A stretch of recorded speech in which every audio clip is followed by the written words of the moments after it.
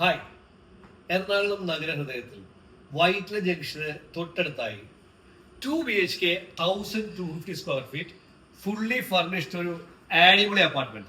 നമുക്ക് കണ്ടാലോ?